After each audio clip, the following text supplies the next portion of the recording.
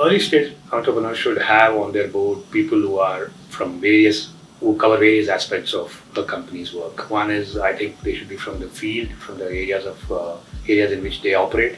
They should be from the industry. They could be who are people who are working with people. They know how to guide a team. They can coach. You should have those kind of people who are advisory in nature first, and then should definitely have some investors and funders because they will bring discipline, and also a person who's good in finance and can guide them on finance and compliance.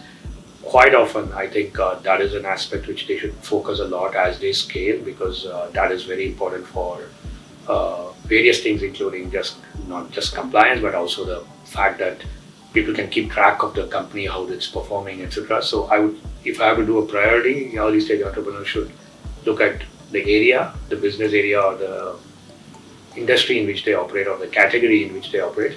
That should be big focus. I think it helps a lot because there'll be an outside view. Second is finance and aspects of financial management. And the third could be to, if they can even get people who can guide a senior team or guide a junior team, and they can grow on how to handle as the company grows, and being like a coach, the kind of a talent side of the aspect. If these three come, and then of course the investors and funders are anyway going to come on the board, because they will come on the board because they have funded the enterprise.